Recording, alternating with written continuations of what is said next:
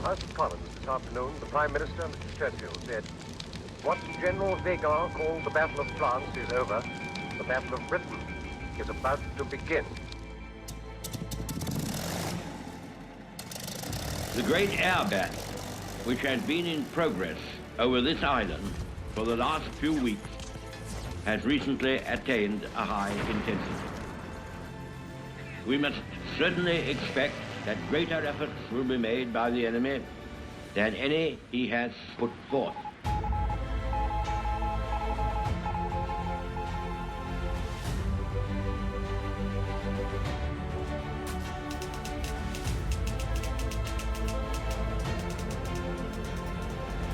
The gratitude of every home in our island, except in the abodes of the guilty, goes out to the British airmen who, undaunted by odds, unwearied in their constant challenge and mortal danger, are turning the tide of the world war by their prowess and by their devotion.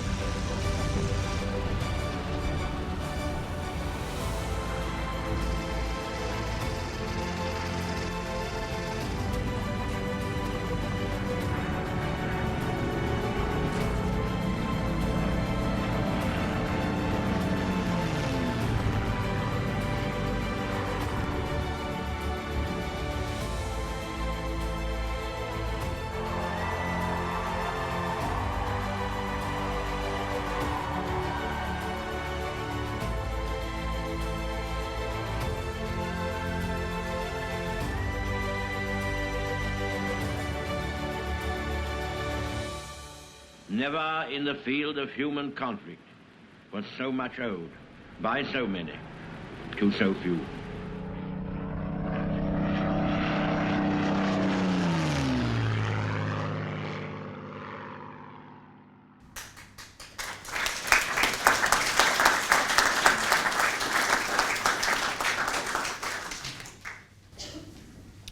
Ladies and gentlemen, honoured guests, it is because of that sacrifice that we are here today for the people who gave unselfishly. Our host for today is Air Marshal, and he is going to come and speak to us, Sir Dusty Miller, Air Marshal Sir Dusty Miller. Please welcome him. Thank you.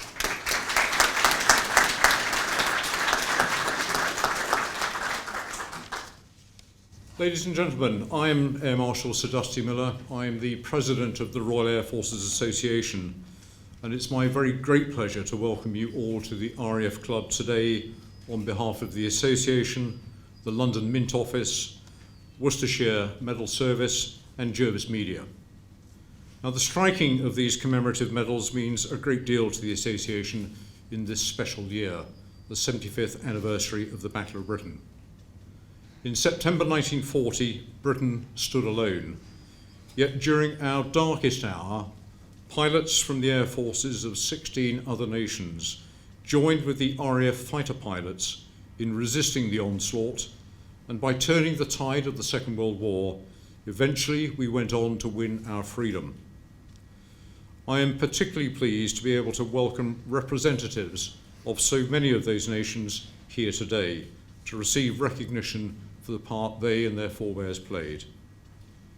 You will hear later from all those involved in the creation of the Battle of Britain Commemorative Medal, as well as more about the battle itself. But I wanted to take this opportunity to explain very briefly a little about what the association itself does. Now, the RAF Association has been supporting the RAF family for more than 70 years. This work ranges from enabling a child who is missing a serving parent who's working away from home to hear a parent's voice at bedtime, all the way through to providing companionship to an elderly veteran. We help secure grants for those in the direst of financial circumstances and enable serving personnel to keep in touch with loved ones by providing free Wi-Fi on RAF stations.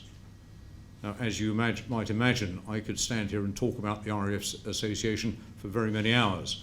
But I shan't do that because it is now my duty and indeed my pleasure to hand over to my good friend, Air Vice Marshal Peter Dye, who will talk to you a little about the battle itself. Thank you very much.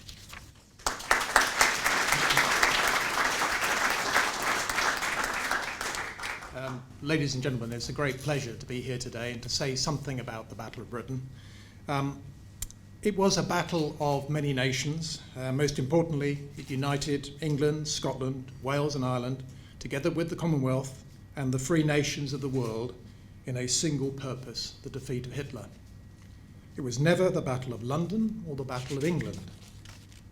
Now, for an event replete with dates, numbers, quantities and locations, much about the battle can be vague. Historians have attempted to impose clarity. Others have sought to revive or revise the popular narrative or propose different winners. But I don't think there's any escaping the conclusion that Britain could have lost the war in the summer of 1940. The Battle of Britain did not win the war, but it ultimately secured victory. Now, it was my privilege as the Director General of the Royal Air Force Museum to unveil 2 exhibitions over the last 4 years about the battle. The first, we were privileged to be joined by Radek Sikorski, the Foreign Minister of Poland. And we were celebrating the fighter pilots of Czech Republic, Slovakia and Poland, who made such an impact during the battle. And for him and for Poland, the Battle of Britain is a significant achievement for them. It's part of their history, our shared history, and they're extremely proud of it. But I was perhaps even more taken by the conversation I had with Conrado Dornier, the grandson of Claude Dornier, who designed the Dornier bomber. He came to the unveiling of the Dornier that we just raised from the English Channel. And aside from being slightly perplexed as to why we would go to such an effort to recover one of his grandfather's designs, he was very clear that for him, as a German, the Battle of Britain was the moment when their freedom was guaranteed. It was a long way from the end of the war, but for him, the Battle of Britain marked the turning point in the Second World War, and the freedoms and liberty that he and other Europeans today enjoy, he felt, dated back to that very time. Now, on this day, 75 years ago, the Luftwaffe attacked London for the second time. The Blitz had begun yesterday, the 7th of September. It was part of an all-out day and night assault. On the first day of the Blitz, some 200 German bombers attacked day and night. Today, that is 75 years ago, a further 200 would attack. They were deterred by the weather and fighter command, but tonight they would return. Over 400 civilians would die in tonight's raid. And by the end of March 1941, over 40,000 civilians would have been killed in German air raids since the Battle of Britain began. It is a huge price. And we need to remember that when we recall the achievements of the few. It was a nation at war, and it was a painful process and experience for the entire nation.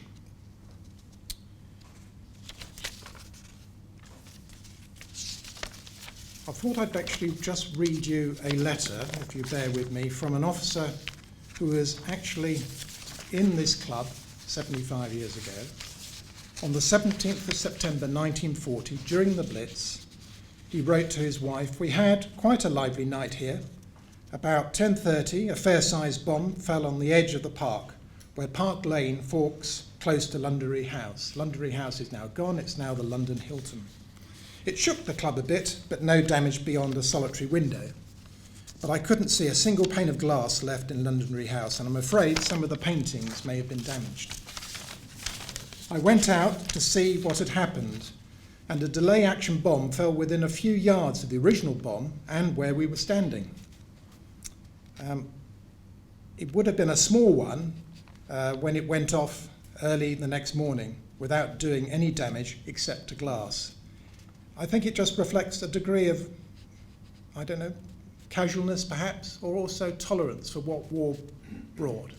But war touched this building as it did the rest of the nation.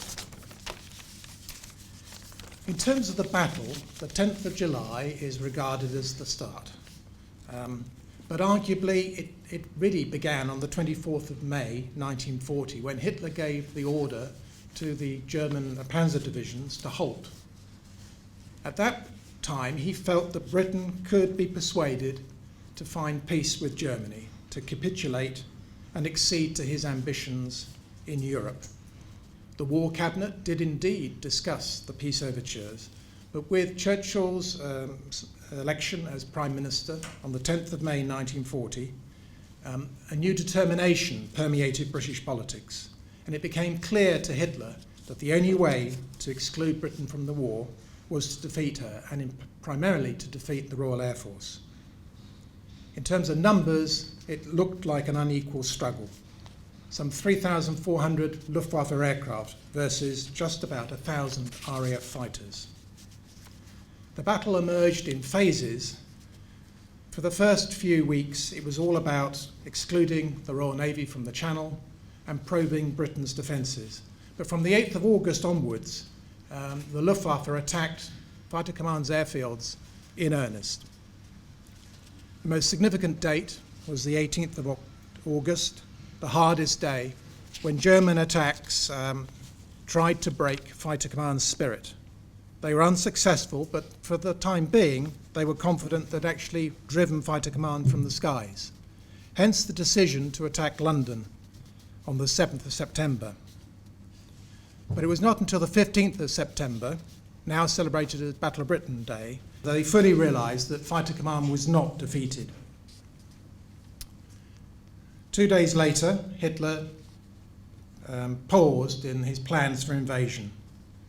But it was not until the 13th of October that he finally gave up on his plans for invasion. It had been demonstrated that not only could he not break Fighter Command, but he couldn't break London, nor could he break Britain's will to fight on. Britain's will was not just exemplified by the fighter pilots, but also those who worked in aircraft production, the civilian repair organisation, the emergency services. It was indeed a national effort. But we cannot forget the price that was paid by the aircrew on both sides. The Luftwaffe lost 1,600 aircraft compared to the Royal Air Force's 1,000. But more importantly, the Luftwaffe lost nearly 2,500 aircrew and the Royal Air Force 537 pilots. Of the 2,900 aircrew awarded the Battle of Britain class for having served between the 10th of July 1940 and the 31st of October 1940, over 40% had died before the war was ended. When we celebrate the few, we're not only honouring their courage and bravery, but also what they represented.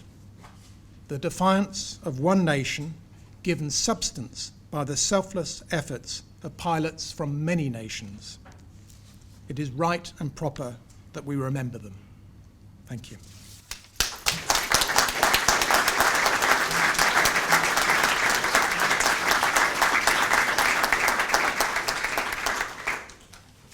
It's my privilege now to introduce Squadron Leader Caroline Vials. And she is a serving officer, and, well, she'll tell you her own story. Thank you.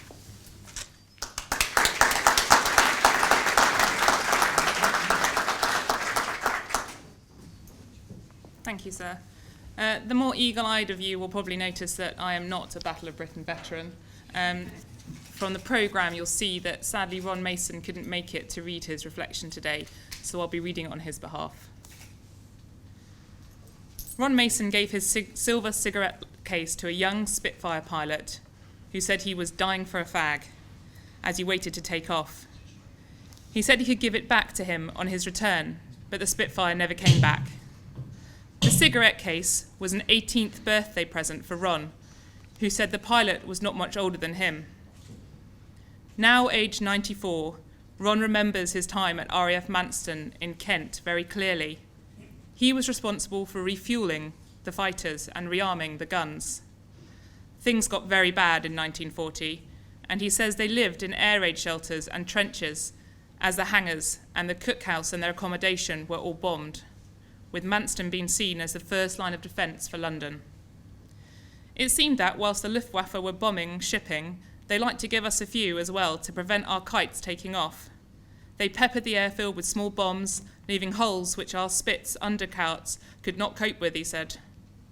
The problem was solved, more or less, by having builders' lorries located on the perimeter of the airfield, full of rubble, and men filling the holes as soon as they appeared. One day, after seeing off our squadron, a mate and myself were walking back to see if we could get a mug of cocoa when an engine noise grew very loud. Looking up, we saw a squadron of yellow-nosed Me-109s coming in. They shot up the airfield, churning up the grass and further damaging some already unserviceable kites. It appeared that they had come in over our squadron as it had descended to sea level. Ron and his colleagues would look at the gun ports on returning fighters to see if the cover had been broken, which would indicate they had been in contact with the enemy. They worked all day on maintaining the Spitfires then. At night, they were given a rifle and told to stand on the edge of the airfield before the invasions commenced again. After one period of working all day and being on guard all night, they were sent into Folkestone and told to find some empty houses to get to sleep for a couple of days. Though figures show that the Germans lost more aircraft than us, it never seemed so at the time, added Ron, who now lives in South Harrow in Middlesex. For most people, the loss of the pilots faded, but for me, I can still hear the enthusiastic chat of the lads and the RAF slang in my head. I think what stands out from this story, and I think from countless others of this time, is what really endures is the camaraderie and friendship through adversity. What I find so comforting as a serving member is that after 75 years and having served a mere 14 in the Royal Air Force, very little has changed in terms of that sense of belonging and that recognition that our people are our most valued asset, and the experiences we share, particularly during the hard times, are what bind us together. As a member of the Royal Air Force Association for the past 5 years, I was asked to say a few words, some reflections from the serving member's perspective. My involvement in the Royal Air Force Association began whilst based at RAF Bryce Norton. I became the chairman of a station RAF Association committee.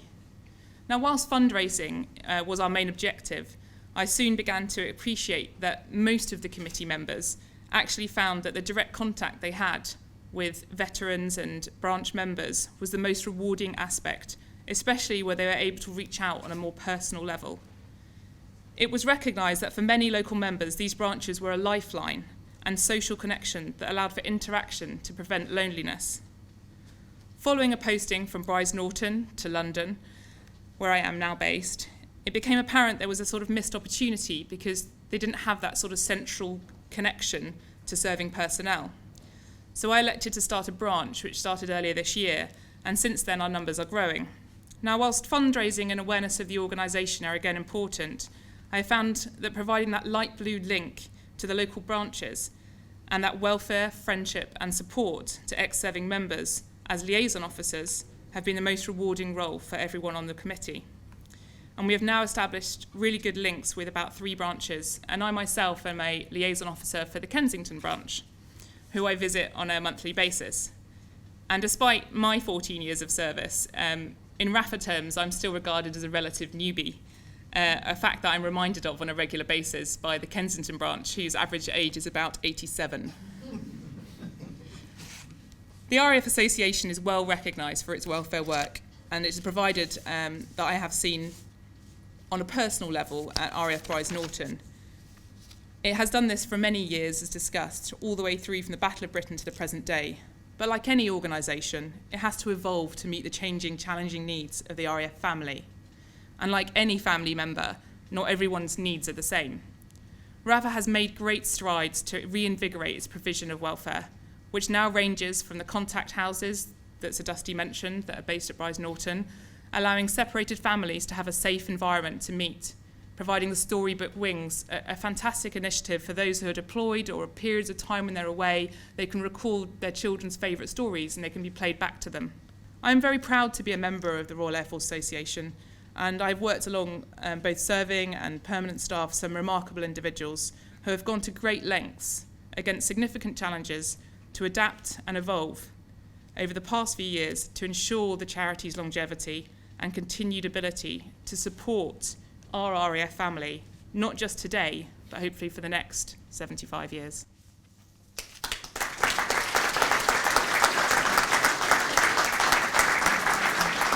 Your Excellencies, honoured guests, I'm David Prowse, the Director for Membership of the Royal Air Forces Association, and I'm both honoured and delighted to be presenting the extra special edition of the medal to those nations that stood with us 75 years ago this year.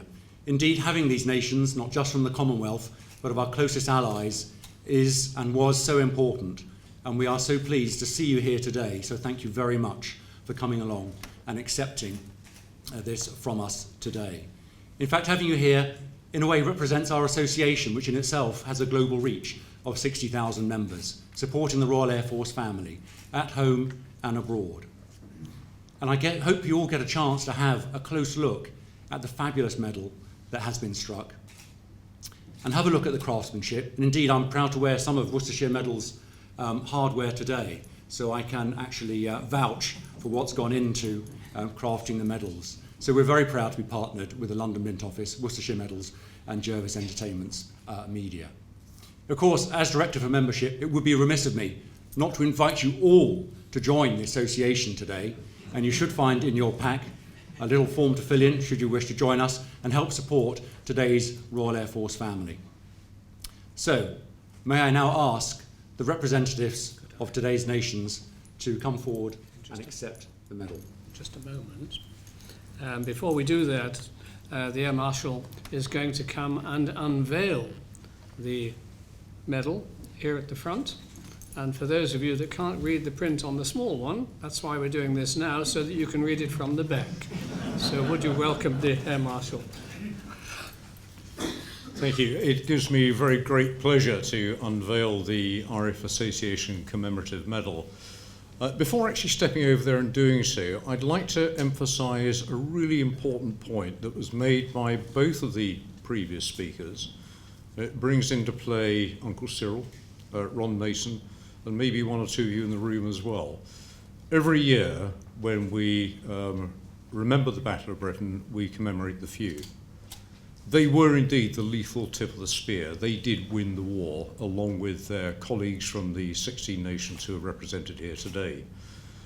But without the support of countless others, then they simply could not have done that. And so the Royal Air Forces Association is very proud to make sure that in the 75th anniversary, we recognise every other single trade, every airwoman, every airman that took part in the Battle of Britain, the vast majority of whom were not flying Spitfires and Hurricanes. And of course, we have to bear in mind as well, there were countless civilians who laboured and toiled actually under the bomber sights of the enemy while this was still going on. And so this commemoration is for a great deal more than the few. They've always taken the glory in the past. We want to now sweep everybody else into that halo effect. Thank you very much.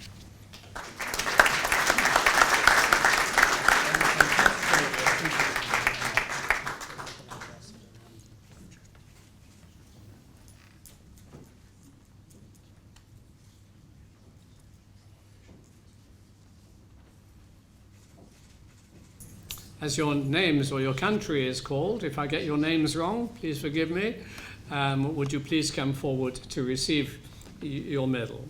His Excellency Alexander Downer, the Ambassador of the Commonwealth of Australia, along with Group Captain Paul Nicholas, who is the Air Force Advisor. Thank you.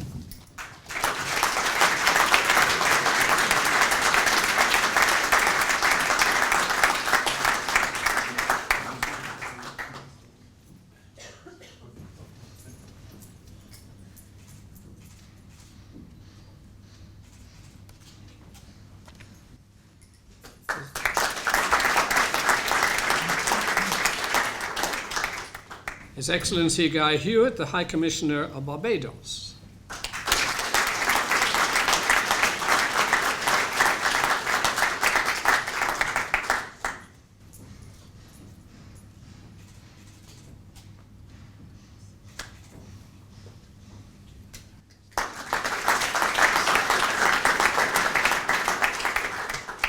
His Excellency Mr. Guy Treveroy, Ambassador of Her Majesty the King of the Belgians.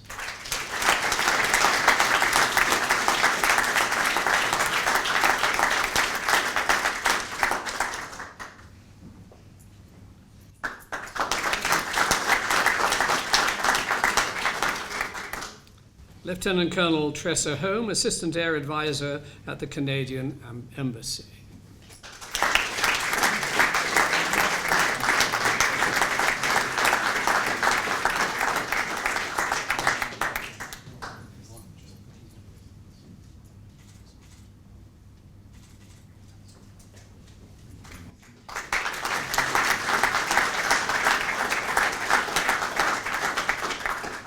And just to make that clear, representing Canada and Newfoundland. And Newfoundland, thank you very much.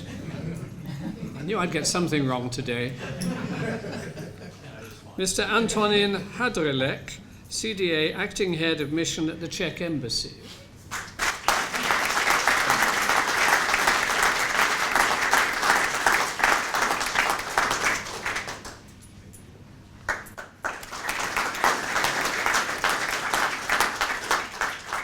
Colonel Patrice Morand, Air Attaché at the Embassy of the French Republic.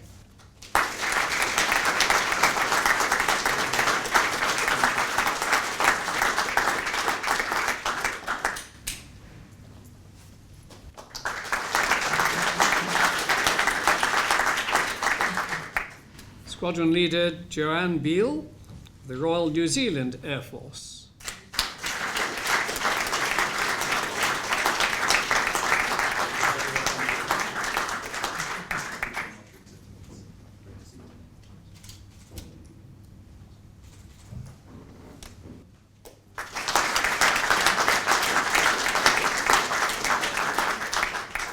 His Excellency Witold Sobkow, the Ambassador of the Republic of Poland.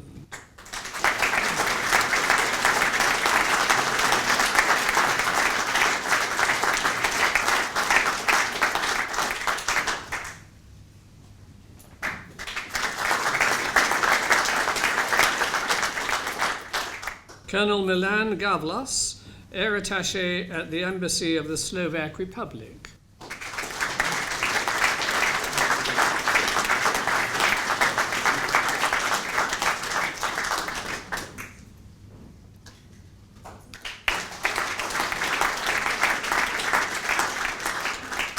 Brigadier General Sithabiso Malobo from the South African Embassy.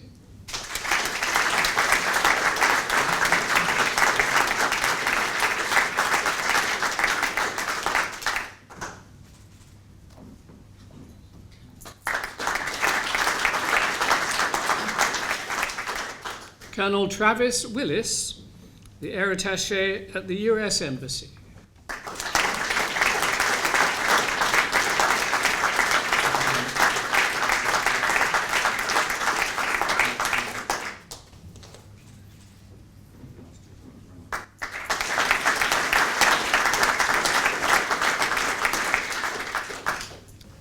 Could I make a personal point? Over the years, I've met many people that have had medals going back in different situations. And you look at them and you see them rather worn. Very much like the wedding rings that you wear. We've got two ladies here today. One of them is a veteran and another is very closely associated, and you will get to know them afterwards. But the wedding ring that you wear, if you look at it now, does it look a bit thinner than when you first got it? Do you know why? It'll be the same as your medal when you've handled it so much. The wedding ring has got thinner because everything you have touched since you put it on has been tinged with gold. Every handshake you've given, every nappy you've changed, every bullet that you fired, every piece of work you did, something has been left on that person as a memory. But you don't even know that you've given it. And they're not always aware that they've received it. And when you go away with these medals, please remember that someone touched you with the gold of their lives and their experience. And even if the ring gets a bit thinner, or the medal becomes a bit polished, remember that everything was tinged with gold. And that's what your lives will be to other people. I'd like to call upon now our host for today, Sir Dusty Miller, the Air Marshal, to bring our ceremony to a conclusion. Thank you very much.